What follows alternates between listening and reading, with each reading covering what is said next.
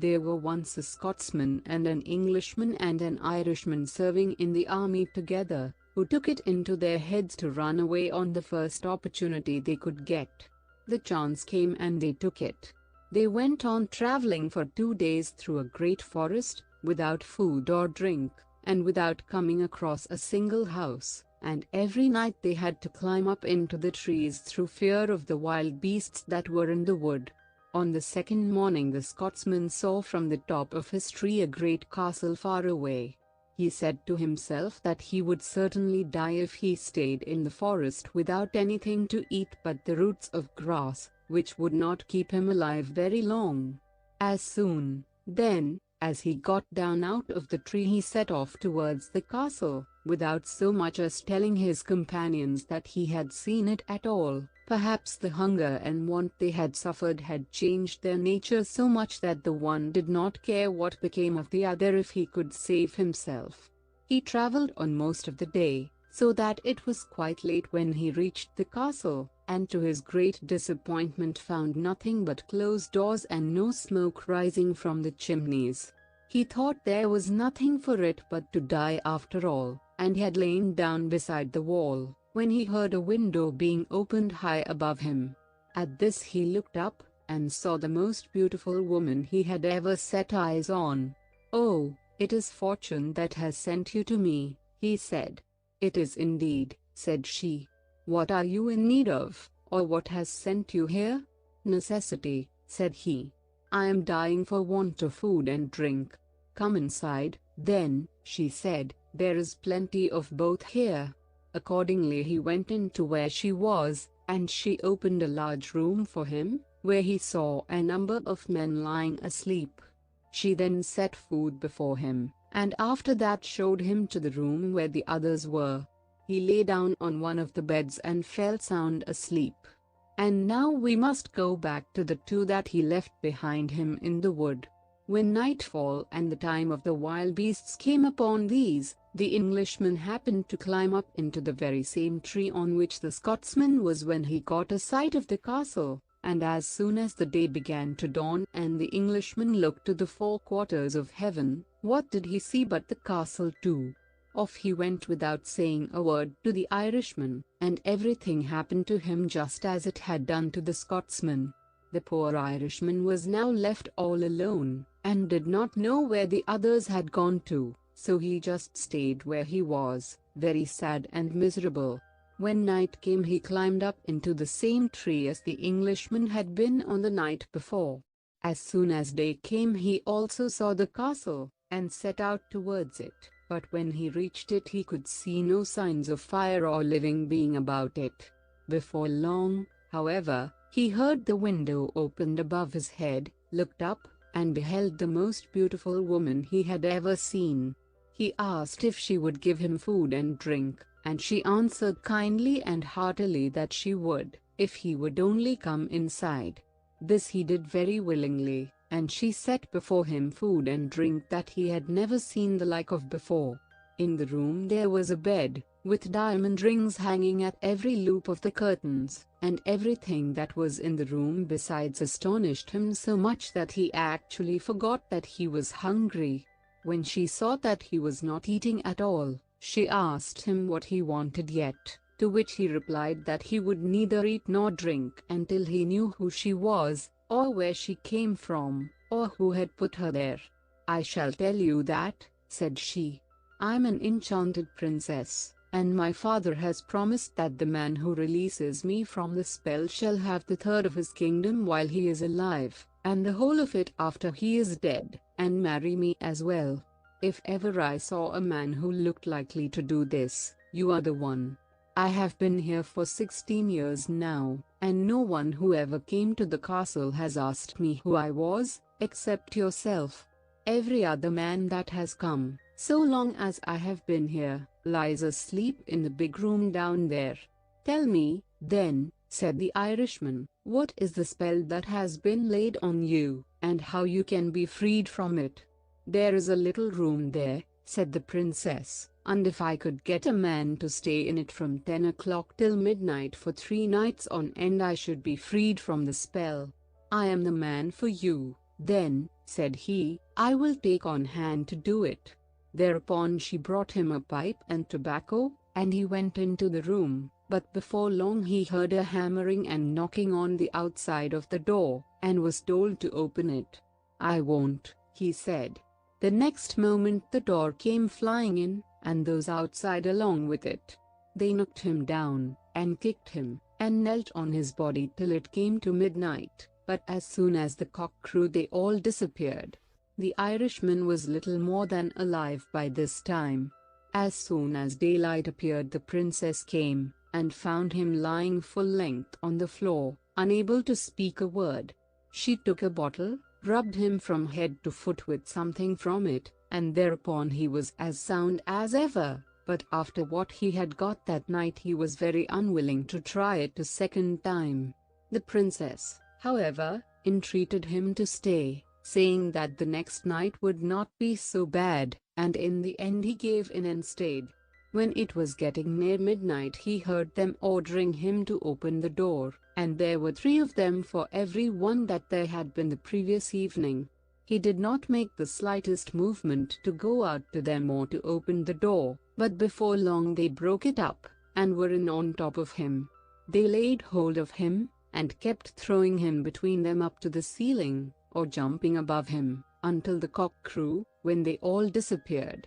When day came the princess went to the room to see if he was still alive, and taking the bottle put it to his nostrils, which soon brought him to himself. The first thing he said then was that he was a fool to go on getting himself killed for anyone he ever saw, and was determined to be off and stay there no longer.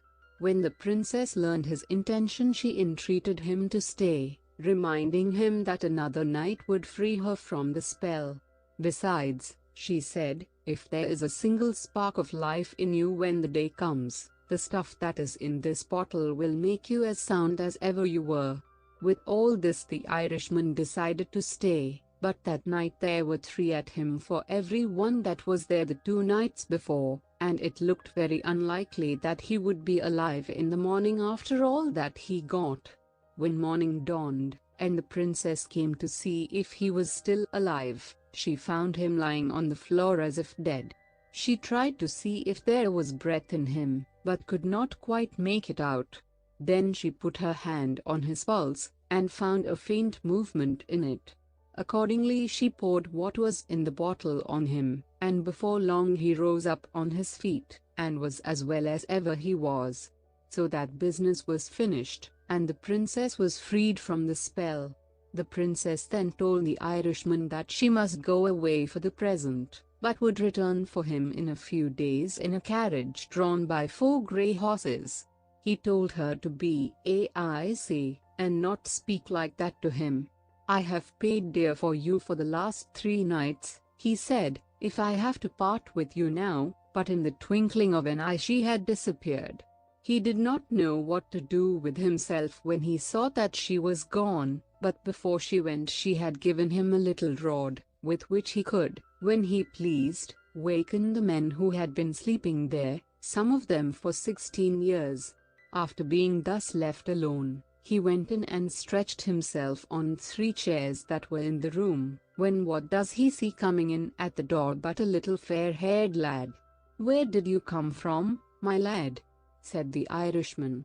"I came to make ready your food for you," said he. "Who told you to do that?" said the Irishman. "My mistress," answered the lad, "the princess that was under the spell and is now free." By this the Irishman knew that she had sent the lad to wait on him.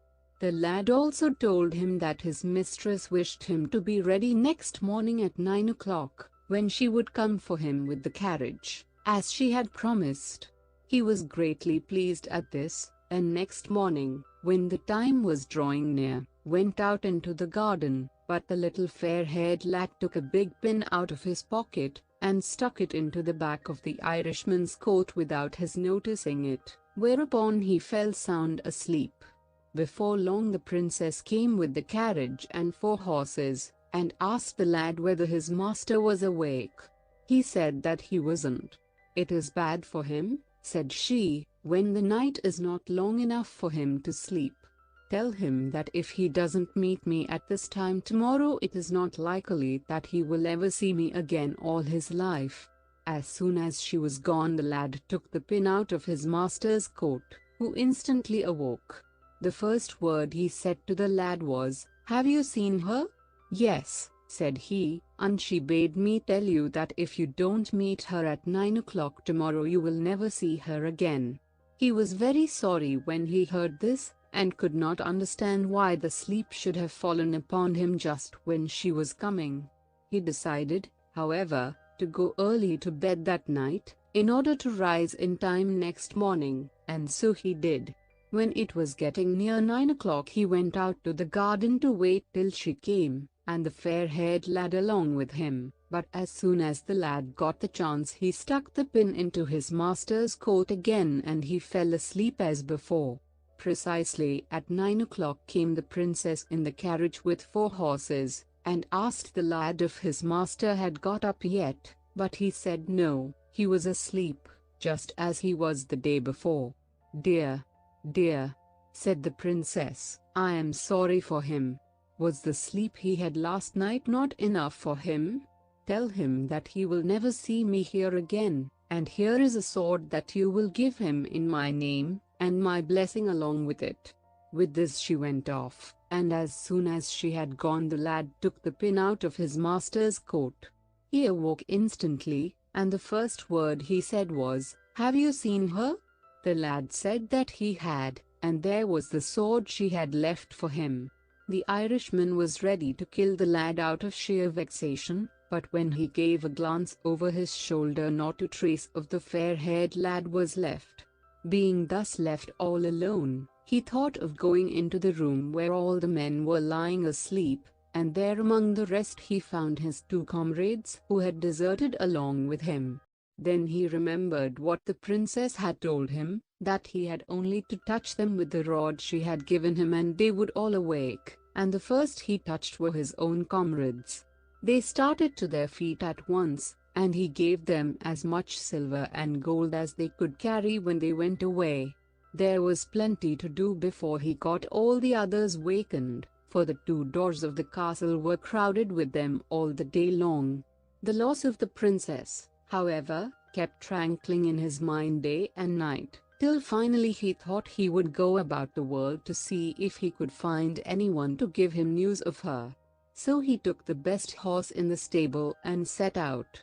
3 years he spent traveling through forests and wildernesses, but could find no one able to tell him anything of the princess.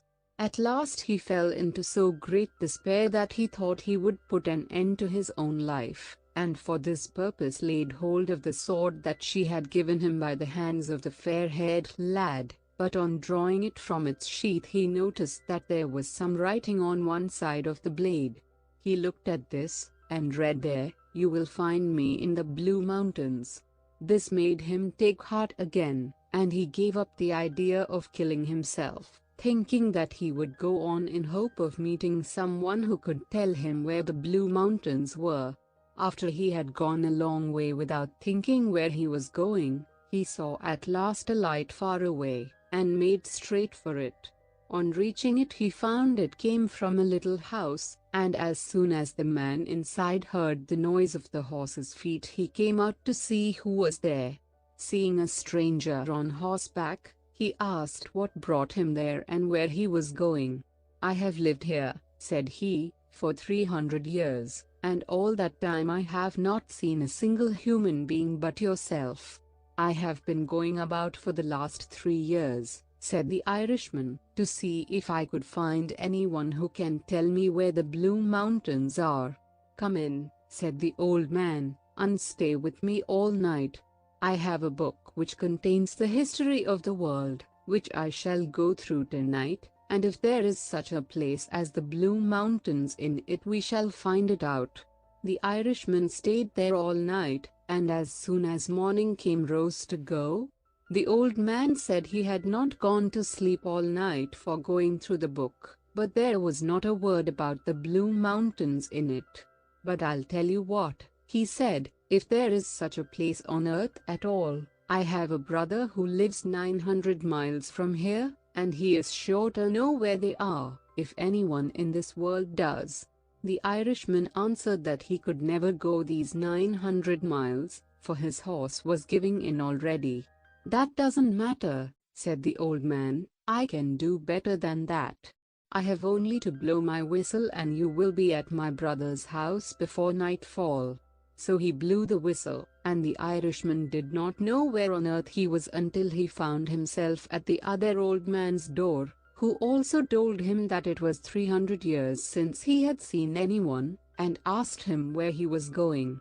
"I am going to see if I can find anyone that can tell me where the Blue Mountains are," he said. "If you will stay with me tonight," said the old man, "I have a book of the history of the world, and I shall know where they are before daylight, if there is such a place in it at all."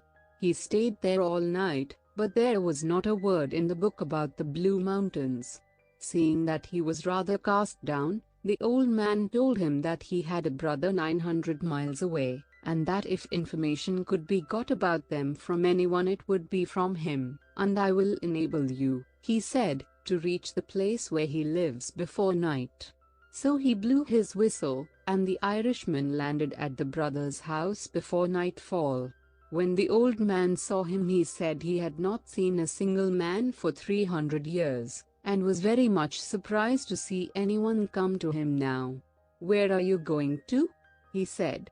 "I am going about asking for the Blue Mountains," said the Irishman. "The Blue Mountains?" said the old man. "Yes," said the Irishman. "I never heard the name before, but if they do exist I shall find them out. I am master of all the birds in the world, and have only to blow my whistle and every one will come to me.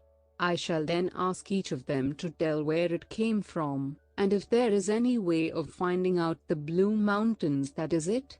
So he blew his whistle, and when he blew it then all the birds of the world began to gather. The old man questioned each of them as to where they had come from, but there was not one of them that had come from the Blue Mountains. After he had run over them all, however, he missed a big eagle that was wanting, and wondered that it had not come. Soon afterwards he saw something big coming towards him, darkening the sky. It kept coming nearer and growing bigger, and what was this after all but the eagle? When she arrived the old man scolded her, and asked what had kept her so long behind. "I couldn't help it," she said. "I had more than 20 times further to come than any bird that has come here today." "Where have you come from, then?" said the old man. "From the Blue Mountains," said she. "Indeed," said the old man, "and what are they doing there?" "They are making ready this very day," said the eagle, "for the marriage of the daughter of the king of the Blue Mountains. For 3 years now she has refused to marry anyone whatsoever, until she should give up all hope of the coming of the man who released her from the spell. Now she can wait no longer, for 3 years is the time that she agreed with her father to remain without marrying." The Irishman knew that it was for himself she had been waiting so long, but he was unable to make any better of it, for he had no hope of reaching the Blue Mountains all his life. The old man noticed how sad he grew, and asked the eagle what she would take for carrying this man on her back to the Blue Mountains. "I must have 80 cattle killed," said she, "and cut up into quarters, and every time I look over my shoulder he must throw one of them into my mouth." As soon as the Irishman and the old man heard her demand they went out hunting, and before evening they had killed 80 cattle. They made quarters of them, as the eagle told them, and then the old man asked her to lie down, till they would get it all heaped up on her back. First of all, though, they had to get a ladder of 14 steps, to enable them to get on to the eagle's back, and there they piled up the meat as well as they could. Then the old man told the Irishman to mount, and to remember to throw a quarter of beef to her every time she looked round. He went up, and the old man gave the eagle the word to be off, which she instantly obeyed, and every time she turned her head the Irishman threw a quarter of beef into her mouth. As they came near the borders of the kingdom of the Blue Mountains, however, the beef was done, and, when the eagle looked over her shoulder, what was the Irishman at but throwing the stone between her tail and her neck? At this she turned a complete somersault, and threw the Irishman off into the sea, where he fell into the bay that was right in front of the king's palace. Fortunately the points of his toes just touched the bottom, and he managed to get ashore. When he went up into the town, all the streets were gleaming with light, and the wedding of the princess was just about to begin. He went into the first house he came to, and this happened to be the house of the king's hen wife. He asked the old woman what was causing all the noise and light in the town. "The princess," said she, "is going to be married tonight against her will, for she has been expecting every day that the man who freed her from the spell would come. There is a guinea for you," said he, "go and bring her here." The old woman went, and soon returned along with the princess. She and the Irishman recognized each other, and were married, and had a great wedding that lasted for a year and a day.